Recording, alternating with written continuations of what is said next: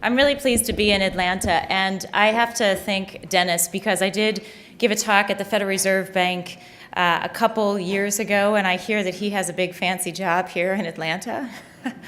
And he said to me he would always make space for young talent and people coming up, and people say that, but Dennis really does it, and I'm really very, very grateful for this opportunity and to have met him along the way.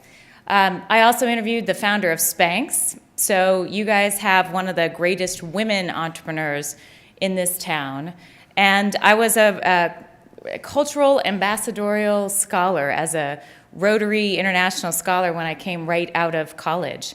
And I was sent from Tacoma, Washington, I grew up south of Seattle, to Spain, and the Rotarian in Spain was an entrepreneur, so I feel like I'm coming full circle. He had a little photography shop that I used to hang out in Spain. So I'll give you a real quick overview of 5 years of research. I've spent the last 5 years at Harvard, and I'm teaching at Stanford Business School on this material. As Dennis said, the criteria set is started a company and scaled it to $100 million in annual revenue with 5 years of history. So I wanted to eliminate some of the run-up, run-down tech companies that happen, but not more than 10 years of a ramp. So this is high-impact entrepreneurship. The Kauffman Foundation backed my research, so I'm also quite grateful to Kauffman. But we'll jump right in. So this is a football player. This is the story of Kevin Plank. And this guy walked onto the University of Maryland football program. He was 5'10" and 240 pounds, not a good football player, not a great athlete, known as Maryland's sweatiest player because he just sweated all the time. He never missed a day of practice, but one day he weighed the cotton shirt that was sweaty and weighing him down, and it was 3 extra pounds of weight. And so he decided he really couldn't afford that. He needed an edge. He needed absolutely every single edge that he could find on the field. And he went into a fabric store in College Park, Maryland, and explained the somewhat comical problem. And they said if you just use synthetic fabric, that it would wick away moisture. So he bought this stretchy bolt of material, took it to a local tailor, and with $450, they made 7 different prototypes of a shirt that big guys like this wear. A lot of NFL players are now wearing this. Under Armour is the company. It's a $3 billion in annual revenue business. And the little-known secret is that it's the exact same material as you find here. So Kevin did not tell his big, tough football players that they were basically wearing women's lingerie. But that's what it was. That's how it started. And the great story now, I think, is that the growth segment for Under Armour is women. It's women in sport. And so that is driving that company forward today. But it's an example of a creator. So the book is titled The Creator's Code. Very intentionally, everyone can create and scale ideas. The code are the 6 skills that are distilled through all of the research. And maybe I should back up for just a second. Here's the framework. But I'll say that my intention with doing this, I was in the White House. I was a White House fellow, and I did trade and economics, and I stayed 4 years. So, I think public service matters very much. I think that the economy, especially out of 2008, 9, 10, we want to create and scale jobs. And at the time, I was invited actually to an event in New York City and was in complete awe because as I looked around, there were a number of entrepreneurs, and it was the founders of Google and eBay and the Gilt Group and a bunch of companies that had fundamentally changed the way we live. And their founders were just talking about ideas, and then they were building them in real time. There was no bureaucracy, there was no red tape. These people were truly standing up what they thought would be possible. They were just going and making it happen. And I'm trained as a sociologist, and I also have an MBA. And so I started thinking to myself, if I could just study these people, if I could actually ask them a whole lot of questions, if we could, figure out what the pattern was, more of us could create and scale our own ideas. It wasn't an exclusive group of people, but we just needed to understand what they did so that more of us could go out and do the same thing. So that's the basis of the research. I thought it would be quick. It has taken 5 years. When you get into a big research process, it takes a lot of time, and there are 200 interviews behind this work with founders like the founders of JetBlue or LinkedIn, PayPal, Chipotle, Chobani, Zipcar, Revolution Foods. There's a number of extraordinary people across geographies across the United States that have stood up companies that a lot of the companies we know. So the power of 6, this is the framework that comes out of all the research. There are 6 skills, and we will just fly through them. This Cliff Notes light kind of version. But the aha is that they have to come together. It's not a straight line. It's not a checklist. And so this is the diagram that's in the book, but we'll just go. First one is called Find the Gap. So it's about, like, how do you spot an opportunity that other people don't see? And how many people in the room have kids? Okay. How many questions does a 5-year-old ask a day? Guesses? Anyone? 30? 50? The research shows that a 5-year-old asks about 100 questions a day. And as you get older, this drops off. So by the time you're in your early 40s, you might be asking 3, 4, or 5 questions a day. So why? Why does that happen? And what's the big difference between creators of companies and the rest of us? The creators keep asking questions. They keep probing. They act like detectives. And so in my research, you can see that there are different patterns of discovery. One of them I'm calling as a sunbird. So this is Bob Langer, and that's a gecko's foot. That's the picture on the other side. He runs the largest biotechnology engineering lab in the world. He's based out of MIT. The reason why we see the gecko foot is that he basically is observing things in one place and then transporting them to another place. So the gecko can hang like upside down from the ceiling and stick onto walls and has this unbelievable quality of its foot, and he has made that in a suture for the human body. He basically has emulated those same properties so that you can have human tissue sutured together with a better texture that helps human organs. A sunbird is actually the Australian word for a hummingbird. So this concept is that you see something in one place, you pick it up, you fly it over, and you apply it somewhere else. So Bob Langer has done this time and again. He also emulated an Intel inside chip. He basically saw that in a computer and basically said, we can make that in the human body. So now as of 2012, there's a pharmacy on a chip that emits osteoporosis drugs. And so it's implanted in your body, and at certain periods of time, wirelessly, it can just emit a drug. So it's an example of how creators often are lifting and shifting ideas. Howard Schultz is another example. So Starbucks, he did not invent coffee culture. He saw it in Italy, picked it up, flew it back to Seattle, and I did grow up very close to Seattle. What people don't know about Schultz is that he didn't get it right the first time. So he had bow tie clad waiters and opera music, and that didn't really work in Seattle. It was the grunge scene. People are pretty casual. And so you have to do it with a twist. So you see something and then you move it somewhere else, but you have to sort of make an adjustment a lot of times. Another pattern of discovery is what I'm calling as an architect. So an architect, as an architect would, looks for an open space, a green field, and then builds from the ground up. And this is first principles reasoning. Elon Musk is a great example. He is trained as a physicist, and this is SpaceX, a company that he has stood up, one of many. He's the founder of Tesla and SpaceX, PayPal, Zip2, Solar City. He does this over and over again, and what he does is he basically looks for an unaddressed problem. In this case, he thought we were not taking life to Mars. He just was on the NASA website and didn't see that there was much progress being made. So he stood up SpaceX. They have assembled a rocket at 1/10 the price of NASA. He's taken over contracts to resupply the International Space Station.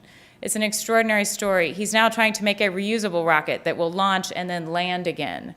Again, something no country has done, but as an entrepreneur, I was just with him in LA. He says they will try it again in April. He thinks it will work by June. So it's an example of just building something in an original way. But you don't have to take life to Mars, so this is the Spanx founder. And in my categorization, she's also an architect. So this is a story obviously familiar here. She cuts the feet out of her nylons and she creates a new undergarment, but she does it by reasoning independently and figuring out exactly how she's going to put together and patent and supply. And you know, she owns this company. This was started with $5,000. It's wholly owned by Sarah. It's an extraordinary concept. And who in the room knows about Spanx? Okay, some brave men. Do you know that Manx is coming? Do you know that this is like the big revenue generator that comes next for Sarah? So it is not a girls-only thing. Then the third pattern of discovery is called an integrator. And this is the idea that at the intersection of ideas that a lot of novelty is created. Or you can combine and recombine things and spot new opportunities. So this is the Chipotle founder. And Steve Ells is a classically trained chef. He absolutely is the toughest person that I interviewed because he is on every single little tiny detail. He knows food like nobody's business. But he was working at Star's Restaurant in San Francisco, one of the most elite restaurants in the country, and hanging out in the Mission District and loving burritos. And kept thinking, why can't you have fast food that has a healthier component? Why can't it be cooked in front of you? At the time, it was just hamburger patties that were frozen and reheated. And so he created a new category called fast casual. He takes fast food and casual dining, puts them together. It's the same thing that you see with luxury vehicles and all-terrain vehicles. You put that together, you get a luxury SUV. Or shabby and chic in the design world. If you combine things, you can actually create and spot opportunities. So second skill is called Drive for Daylight, and this is also really a happy thing to me because I drove Road Atlanta. So I came down, entrepreneurs had said to me, managing speed is like a race car and experience, and you have to always look for the light on the horizon. And so I tested it here in Atlanta, and that's a huge roadway that you guys have. And it's true, you can't look at the lines on the pavement, and you can't look at the competitor cars or business competitors next to you. You always orient forward. There's quite a lot of research out of the University of Chicago that says that your cognitive capability, if you focus on what's left to go, you throw more motivation, focus, and energy behind achieving those goals. This is Theranos founder Elizabeth Holmes. Have people heard of Theranos or Elizabeth? A few. She was just the cover of Fortune magazine. I believe very much that she is the next Steve Jobs. I think she is portraying that image. She wears the same black turtleneck every day, if you remember Steve Jobs. She's holding a nanotainer of blood. This is a few drops of blood. It's a diagnostic lab testing company. She has spent 10 years in stealth mode. So this is not, this is a long horizon view on building something. She operates from the Facebook headquarters now, previous Facebook headquarters in Palo Alto. And the idea is with a couple drops of blood, you can turn around 200 to 300 diagnostic tests. She has a big deal that she signed with Walgreens. This is rolling across the United States. And the idea is that if it would be painless and easy for you to go get a pinprick of blood, you would do that more frequently, and we would be able to detect disease. We might be able to find cancer before it's a tumor. Right now, often we find things too late. We might be able to find heart disease and treat it before it's a heart attack. It's a long horizon view on changing the world through better diagnostic testing. Scan the edges. So this is also the idea that things, if you're driving for daylight, you have to be looking at the edges. You can't just be fixated on one point. A lot of entrepreneurial ideas come from the fringe. They come from the margins. And Airbnb is an example. So have people here used Airbnb? A few, not very many. This started in San Francisco with a couple designers. They were Rhode Island School of Design designers. They got a note under their door that said their rent was going up 25%. And they couldn't afford the rent. San Francisco is a very expensive city. And so Joe and Brian looked at each other and said, well, there's this designers conference coming into town that same week, and they had some air mattresses, and they had some living room space. So what if they got some other designers to rent out the air mattresses, and they posted something online that said that. They would put a mint on your pillow. They would pick you up at the airport. They would make you breakfast. They would make it really nice. And the designers, they had 3 people who came and stayed with them. It helped them make rent. It helped the designers. The conference was sold out, so the hotel space was sold out. At any rate, it was a very fringe idea. The venture capital industry passed on it. 45 or more times they pitched the idea, and it was weird and creepy to have strangers staying in your house. It just did not seem like anything that anyone would do, and they persevered, and they're really funny about their story. I mean, it was not an overnight success by any stretch, but they now have a $20 billion valuation. This is an enormous, enormous success story. The third skill is called fly the OODA loop, and OODA loop stands for observe, orient, decide, act. It's a fighter pilot mantra originally. There was a man named John Boyd, and he could shoot down an opposing fighter jet in 40 seconds or less. So he's known as 40-second Boyd. The question is, how could he do it? And this is the framework. You could observe something, orient, decide, and act faster than a competitor. And I believe this matters every bit, if not more, in a competitive business landscape. The example that I love to use is PayPal. So PayPal is a company that had 6 different business models in 18 months.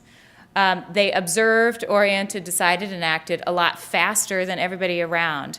And they sold to eBay for $1.5 billion when the tech bubble burst. So as everyone else was closing their doors, the original PayPal team actually succeeded. And one example, who had a Palm Pilot? You guys, Palms, okay. So this company, it was the 3rd iteration of what they were doing. They raised money on beaming money between Palm devices. They thought that that was going to be their business at that stage. And then nobody cared about that. People were trying to use the website. Like they put up a demo product support website, and everybody was trying to use that. And so at the beginning, they thought that was crazy because the technology was so much better to beam actual money between devices. But they very quickly observed, oriented, decided, and they made a web-based currency. Then they saw that eBay users were trying to use it for auctions, buying and selling. And at the time, people were putting money in an envelope and sending it. It wasn't a hugely efficient way to run an auction site. And so at the beginning, Max Levchin, who's the tech founder here, was really funny. He's like, go away, eBay people, go away, go away. They actually thought it was a distraction until they had this big epiphany, which was, oh, that's a huge audience there. So they, oriented, decided, and acted, and they built and basically scaled this company, and eBay could never catch up. They bought Bill Point, they did a whole lot of things, but the scrappy team of entrepreneurs stayed ahead. And the next, wave of the internet, the most interesting thing about the PayPal team is they go on to start the whole next wave. So the original 12 people, they are founders of YouTube and Yelp and LinkedIn and Slide and Tesla and Dig and 500 Startups. They're the first investors behind Facebook. I mean, they basically stand up the whole next wave. So if you ask, how is that possible? What they all say is, oh, they learned at PayPal it was going to be really hard. It was not going to be easy. But if they kept basically observing, orienting, deciding, and acting, they could find a way forward. So Yelp, the review site, for example, was an email referral system. It was not, Jeremy Stoppelman, who's the founder, CEO of Yelp, did not think anybody would want to write a review. He just didn't think it would be fun to write reviews of dry cleaners and restaurants and nail salons and everything else. And then they embedded this little tiny, do you want to write a review? And everybody was trying to write reviews. And so what he said is he learned at PayPal that you observe the counterintuitive blip of data. And that might exactly lead you to where you need to go. So Yelp is an unbelievably large review site.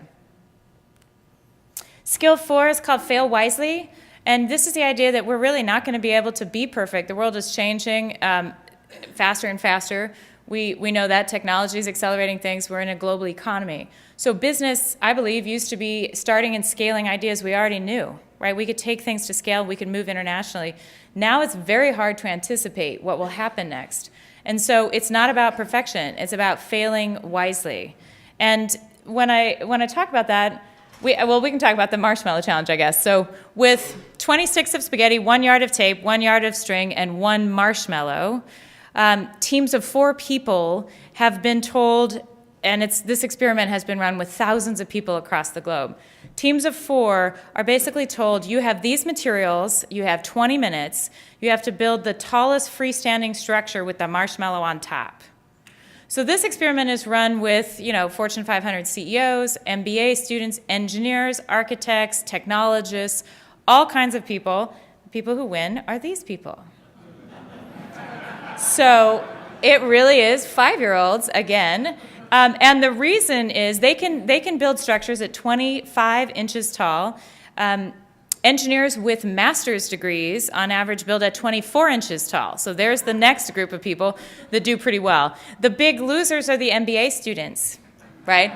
And so they sit around and plan. So they plan what they're going to do and who's going to have what role and everything else, and then they run out of time. So basically what the experiment shows is that if you fail wisely, if you just roll up your sleeves, the kindergartners are the only ones that have absolutely no fear with it. They just go for it. They try everything. Their structures look all different ways. They're the only group that asks for more materials. The adults don't ask. They actually, just feel constrained. So the kids are failing wisely, and in the macro, then they're succeeding. So one way that this shows up in business is what I'm calling set of failure ratio. So if you ahead of time think, hey, I'm going to get it wrong 30% of the time, or 20 or 10, or you basically make that okay, then you know that you are going to push the envelope. You're not going to leave something on the table. You're actually going to try and realize that you're going to get it wrong.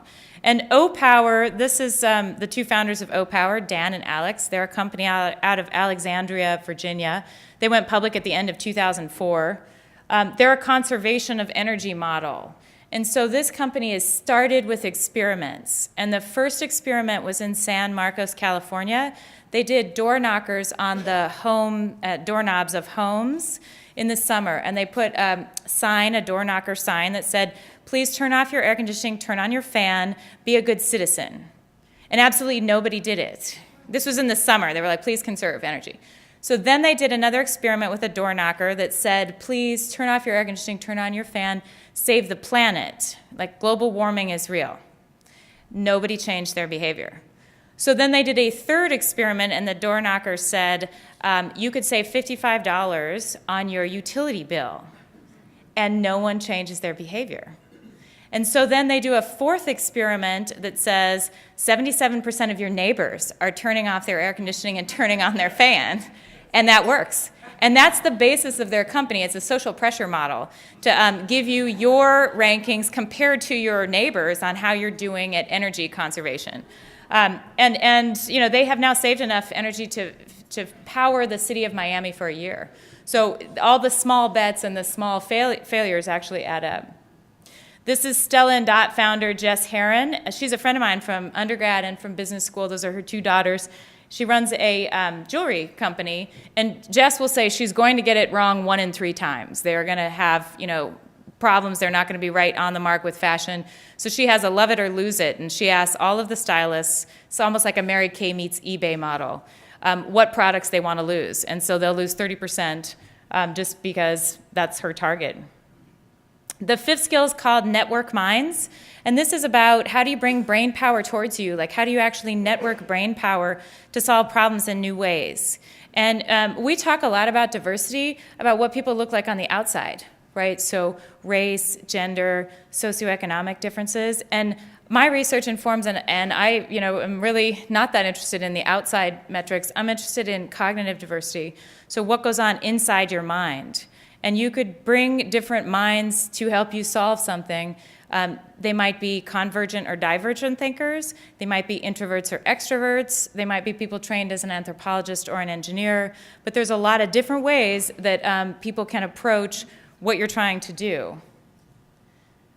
So who's had an MRI? And what is it like? Loud, clanking. Anybody else? Claustrophobic. Boring. Boring? Okay, that's good. So the designer of this technology is a man named Doug Dietz. It's a GE technology. It takes absolutely beautiful screens. It's a fabulous technology. But Doug was at the hospital observing this machine when a 7-year-old little girl was coming to get a scan. And so she came down the hallway holding the hands of her parents. And once she saw this machine, she completely melted down. So she was crying and hysterical, and for most kids, this is a really scary experience. So children have to be sedated at 80%. 80% of kids are sedated to take an MRI screen. It ups the medical risk. It's bad for everyone. And so Doug Dietz started feeling like he was a failure. He had designed a technology, but he hadn't thought about a lot of the users of the technology. So what he did is he got together, he networked minds in a really unusual way. He got all the GE medical team, but then he also brought a lot of kids together and asked them what they thought about, and they were talking about going to camp or dressing up as their older sister or all these other things. He had daycare providers. He had children's designers of museum exhibits come and talk about how you design an exhibit that engages kids. He certainly had doctors and nurses, and they basically came up with this. This is now the adventure series for kids. When kids go to take an MRI, there are 7 adventures. This is the nautical adventure, but there's like a safari one and a space odyssey one and everything else. Kids get met with a camp counselor, not a nurse. They're given a backpack. They're told about an adventure that they're going on. There's music in the room. There's decals. There are all of these different things. They're told to be very quiet when it's loud, when the scan is going. And the sedation rate is basically down to 0. So it's an example of networking minds in an unusual way to solve a problem. This is David Kelly, who's the founder of IDEO and the Stanford D School. Stanford University is staking a lot of the future of the university on this collaborative education model. And so the D School draws from 7 different graduate programs and the undergraduate school to solve problems in different ways. And then the last skill is what I'm calling gift small goods. And a small good would be a small kindness or a small favor in the workplace. Gifting a small good could look like opening a door for someone, writing a few lines of code, making an introduction, critiquing a proposal.